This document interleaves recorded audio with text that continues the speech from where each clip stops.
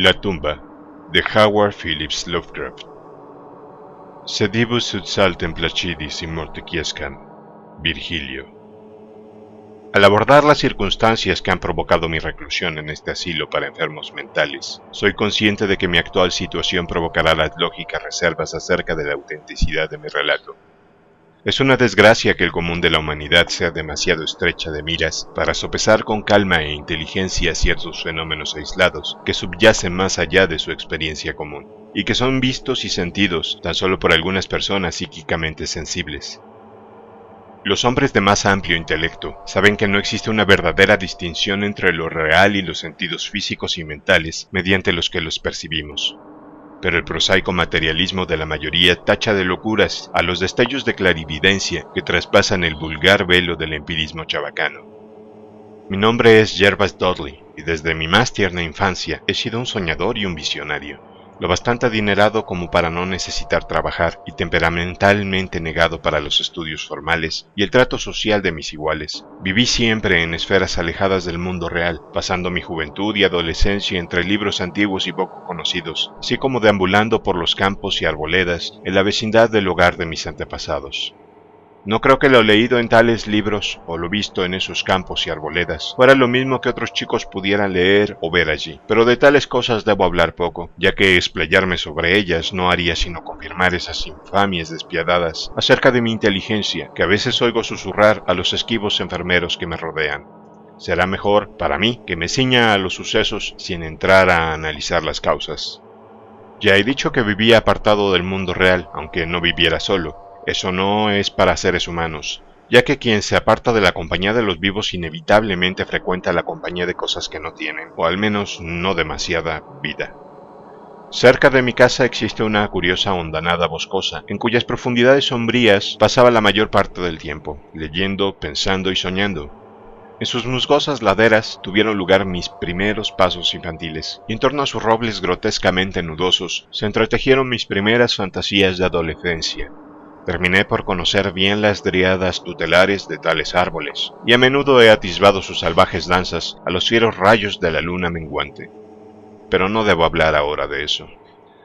Debo ceñirme a la tumba abandonada de los Hydes, una vieja y rancia familia cuyo último descendiente directo había sido introducido en su negro seno décadas antes de mi nacimiento. Esta cripta de la que hablo es de viejo granito, carcomido y descolorido por bromas y humedades de generaciones. Excavado en la ladera, tan solo la entrada de la estructura resulta visible. La puerta, un bloque pesado e imponente de piedra, cuelga sobre oxidados goznes de hierro, y se encuentra entornada de forma extraña y siniestra mediante pesadas cadenas y candados, siguiendo una rústica costumbre de hace medio siglo. La residencia del linaje cuyos vástagos yacen aquí en urnas, antiguamente coronaba la cuesta donde se halla la tumba, pero hace mucho que se derrumbó víctima de las llamas provocadas por la desastrosa caída de un rayo. Los más viejos del lugar a veces hablan con voces apagadas e inquietas acerca de la tormenta de medianoche que destruyó esa melancólica mansión, mencionando lo que ellos llaman cólera divina, en una forma tal que en años posteriores aumentaría la siempre fuerte fascinación que sentía por ese sepulcro devorado por las malezas. Tan solo un hombre había perecido por el fuego. Cuando el último de los Hydes fue sepultado en ese lugar de sombras y quietud, aquella triste urna de cenizas había llegado a una tierra distante, ya que la familia se había marchado tras el incendio de la mansión. Ya no queda nadie para depositar flores en el portal de granito, y pocos se aventuran entre las deprimentes sombras que parecen demorarse en forma extraña alrededor de sus piedras gastadas por el agua. Nunca olvidaré la tarde en que me encontré por primera vez con esa casa de muerte casi oculta. Era mediado el verano, cuando la alquimia de la naturaleza transmuta el paisaje silvestre en una vívida y casi homogénea masa de verdor. Cuando los sentidos se ven intoxicados por oleadas de húmedo verdor y el aroma sutilmente indefinible de la tierra y la vegetación. En tales parajes, la mente pierde la perspectiva. Tiempo y espacio se hacen vanos e irreales, y los sucesos de un pasado perdido laten insistentemente sobre la conciencia cautivada. Estuve pagando todo el día a través de sus míticas alboredas, pensando en cosas de las que no hace falta hablar y conversando con seres que no debo mencionar. A la edad de 10 años, yo había visto y oído multitud de maravillas ocultas para el vulgo, y era curiosamente viejo en ciertos aspectos. cuando tras abrirme paso entre dos exuberantes zarzales, me tomé bruscamente con la entrada de la cripta, yo no sabía lo que había descubierto. Los oscuros bloques de granito, la puerta tan curiosamente entreabierta y los relieves funerarios sobre el arco no despertaron en mí asociaciones tristes o terribles. Sobre tumbas y sepulcros ya era mucho lo que sabía e imaginaba, aunque por mi peculiar carácter me había apartado de todo contacto con camposantos y cementerios. La extraña casa de piedra en la ladera representaba para mí una fuente de interés y especulaciones, y su interior frío y húmedo, dentro del que vanamente trataba de ojear a través de la abertura tan incitantemente dispuesta, no tenía para mí connotaciones de muerte o decadencia. Pero de ese instante de curiosidad nació el loco e irracional deseo que me ha conducido a este infierno de reclusión. Asusado por una voz que debía proceder del espantoso corazón de la espesura, resolví penetrar aquellas tinieblas que me reclamaban, a pesar de las cadenas que impedían mi acceso. En la menguante luz del día, alternativamente sacudí los herrumbrosos impedimentos, dispuesto a franquear la puerta de piedra, e intenté escurrir mi magro cuerpo a través del espacio ya abierto. Pero nada de todo esto resultó. Tras la curiosidad del principio, ahora me encontraba frenético, y cuando en el crepúsculo que avanzaba volví a casa, había jurado al centenar de dioses del bosque que, a cualquier precio algún día, me abriría paso hasta las oscuras y heladas profundidades que parecían reclamarme. El médico de barba gris que acude cada día a mi cuarto dijo una vez a un visitante que tal decisión representaba el comienzo de una penosa monomanía, pero esperaré el juicio final de los lectores cuando éstos hayan sabido todo. Consumí los meses posteriores al descubrimiento en inútiles tentativas de forzar el complejo candado de la cripta entreabierta, así como en discretas indagaciones acerca de la naturaleza e historia de esa estructura. Con el oído tradicionalmente receptivo de los niños aprendí mucho, aun cuando mi habitual reserva me llevó a no comunicar a nadie ni esos datos ni la decisión tomada. Quizás debería mencionar que no me sorprendí ni me aterré al conocer la naturaleza de la cripta. Mis originales ideas acerca de la vida y de la muerte me habían llevado a asociar de alguna vaga forma la fría arcilla y el cuerpo inanimado, y sentí que esa tarde y siniestra familia de la mansión incendiada estaba en algún modo presente en el pétruo recinto que yo trataba de explorar. Las habladurías sobre ritos salvajes e idolatras orgías ocurridas antiguamente en el viejo lugar despertaban en mí un nuevo y poderoso interés por la tumba, ante cuyas puertas podía sentarme durante horas y más horas cada día. En cierta ocasión lancé una vela por la rendija de la entrada, pero no pude ver nada sino un tramo de húmedos peldaños que descendía. El olor del lugar me repelía al tiempo que me fascinaba. Sentía haberlo aspirado ya antes, en un remoto pasado anterior a todo recuerdo, previo incluso a mi estancia en el cuerpo que ahora habito. El año siguiente al descubrimiento de la tumba, encontré una traducción carcomida por los gusanos de Las vidas de Plutarco en el ático atestado de libros de mi hogar. Leyendo la vida de Teseo, quedé sumamente impresionado por aquel pasaje que habla sobre la gran roca bajo la que el héroe infantil habría de encontrar las señales de su destino, tras hacerse lo suficientemente adulto como para alzar su enorme peso.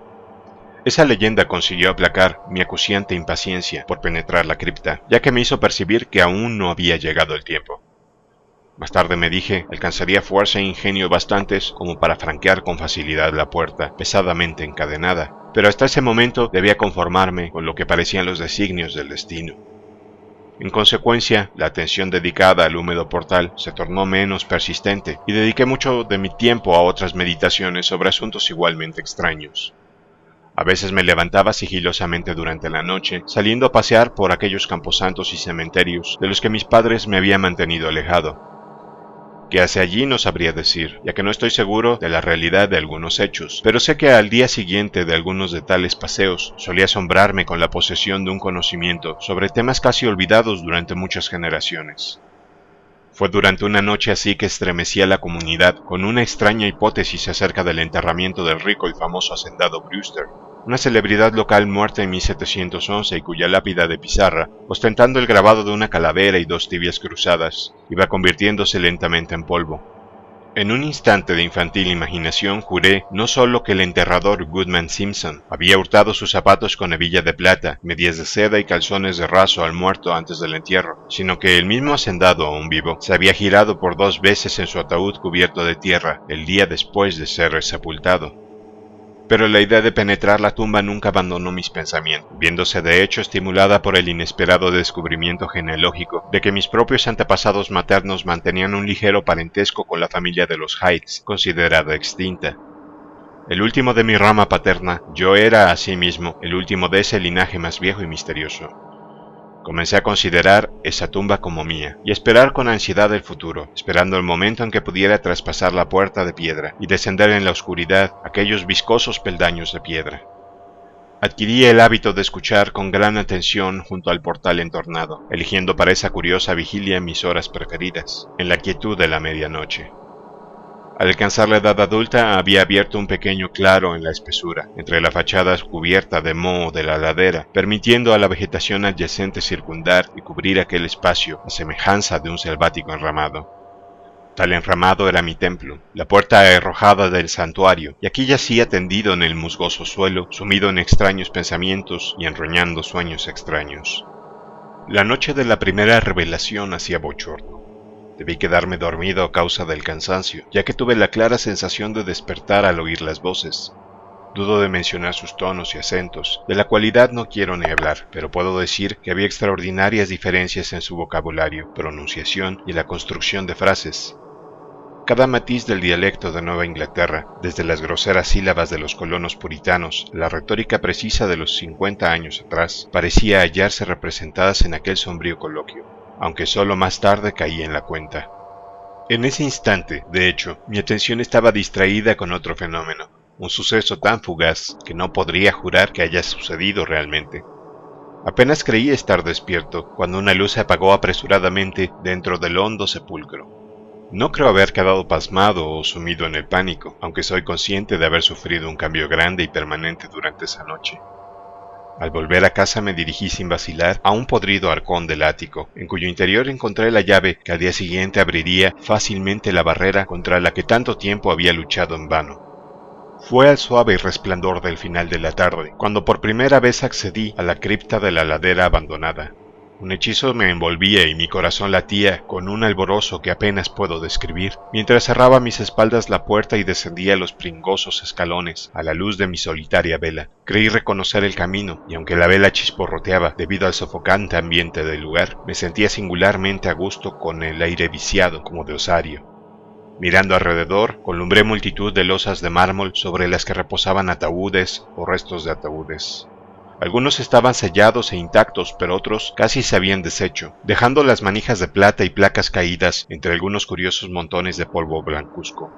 En una de las placas leí el nombre de Sir Geoffrey Hyde, que había llegado de Sussex en 1640 y muerto aquí unos años después. En un llamativo nicho había un ataúd bastante bien conservado y vacío que me hizo sonreír a la par que estremecer. Un extraño impulso me llevó a encaramarme a la amplia losa, apagar la vela y yacer dentro de la caja desocupada. Con la luz gris del alba salí dando tumbos de la cripta y aseguré la cadena de la puerta a mi espalda. Ya no era un joven, aun cuando tan solo 21 inviernos habían pasado por mi envoltura corporal. Los aldeanos más madrugadores que alcanzaron a presenciar mi vuelta a casa me contemplaron atónitos, asombrados de los signos de juerga tormentosa visibles en alguien cuya vida era tenida por sobria y solitaria. No me mostré ante mis padres hasta después de un largo y reparador sueño. En adelante frecuenté cada noche la tumba, viendo, escuchando y realizando actos que jamás debo revelar. Mi forma de hablar, siempre susceptible de las influencias más inmediatas, fue lo primero en sucumbir al cambio, y la súbita aparición de arcaísmos en mi habla fue pronto advertida. Más tarde mi conducta se tiñó de extraño valor y temeridad, hasta el punto en que inconscientemente comencé a adoptar la actitud de un hombre de mundo, a pesar de mi reclusión de por vida. Mi anteriormente silenciosa lengua se volvió voluble, con la gracia fácil de un Chesterfield o el cinismo ateo de un Rochester. Mostraba una curiosa erudición, completamente alejada de los saberes fantásticos y monacales de los que me había empapado en mi juventud, y cubría las hojas de guarda de mis libros con fáciles e improvisados epigramas que tenían influencias de Gay, Prior y los más vivos de los burlones y poetas augustos. Una mañana durante el desayuno me puse al borde del desastre, a declamar con acentos netamente ebrios una efusión de alegría bacanal del siglo XVIII. Un soplo de alegría georgiana, nunca consignada en libros, que rezaba más o menos así. Acudid acá, mozos, con vuestras jarras de cerveza, y bebed por el presente antes que se esfume. Apilad en vuestro plato una montaña de carne, pues el comer y el beber nos brinda alivio. Así que colmad vuestros vasos, ya que la vida pronto pasará. Cuando estéis muertos no brindaréis a la salud del rey o de vuestra chica. Anacreonte tenía la nariz roja, según cuenta. ¿Pero qué es una nariz colorada a cambio de estar alegre y vivaz?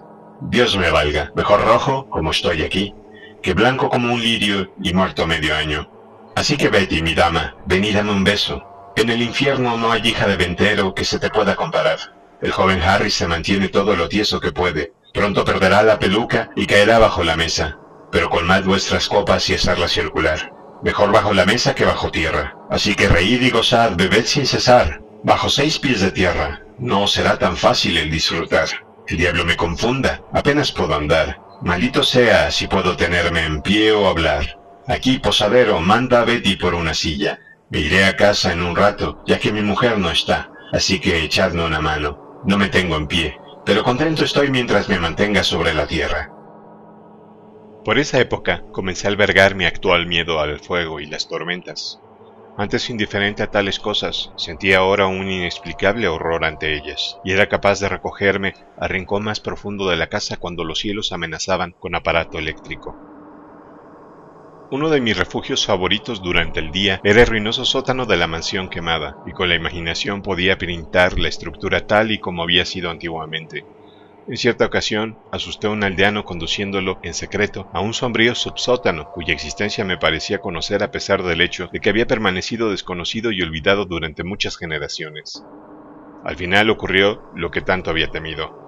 Mis padres, alarmados por la alteración de ademanes y apariencia de su único hijo, comenzaron a ejercer sobre mis movimientos un discreto espionaje que amenazaba con conducirme al desastre. No había comentado a nadie mis visitas a la tumba, habiendo guardado mi secreto propósito con religioso celo desde la infancia, pero ahora me veía obligado a guardar precauciones cuando deambulaba por los laberintos de la hondonada boscosa, ya que debía despistar a un posible perseguidor. Guardaba la llave de la cripta colgando de un cordel alrededor de mi cuello, cuya existencia tan solo era conocida por mí. Nunca saqué del sepulcro ninguna de las cosas que encontré entre sus muros. Una mañana, mientras salía de la húmeda tumba y cerraba las cadenas del portal, con mano no demasiado firme, advertí en un matorral adyacente el rostro de un observador. Sin duda el fin estaba cerca, ya que mi enramado había sido descubierto y el objeto de mis salidas nocturnas desvelado. El hombre no se me acercó, por lo que me apresuré a volver a casa en un esfuerzo por espiar lo que pudiera informar a mi preocupado padre. Iban mis estancias más allá de la puerta encadenada a ser reveladas al mundo. Imaginé mi regocijado asombro cuando escuché al espía contar a mi padre, con un precavido susurro, que yo había pasado la noche en el enramado exterior a la tumba, con mis ojos somnolientos clavados en la hendidura que entreabría la puerta herrojada. ¿Mediante qué milagro se había visto engañado el observador? Ahora estaba convencido de que un agente sobrenatural me protegía. Envalentonado por tal circunstancia celestial, volví a visitar abiertamente la cripta. Seguro de que nadie podría presenciar mi entrada, durante una semana degusté al completo de los placeres de ese osario común que no debo describir. Cuando aquello sucedió y me arrancaron de allí para traerme a este maldito lugar de pesar y monotonía. No debí salir esa noche, ya que el estigma del trueno se echaba en las nubes y una infernal fosforescencia brotaba del fétido pantano ubicado al fondo de la hondonada. La llamada de los muertos también era distinta.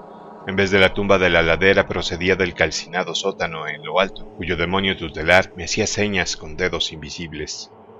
Cuando salí de una arboleda intermedia al llano que hay en las ruinas, contemplé a la brumosa luz lunar, algo que siempre había esperado vagamente.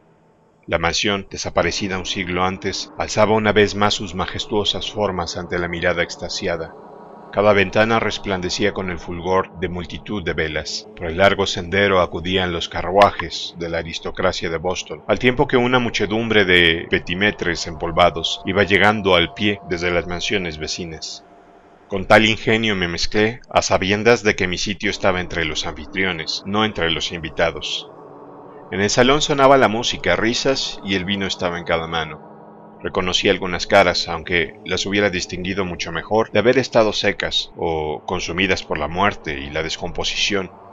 Entre una multitud salvaje y audaz, yo era el más extravagante y disipado. Alegres blasfemias brotaban a torrentes de mis labios, y mis bruscos chascarrillos no respetaban la ley de Dios, el hombre o la naturaleza.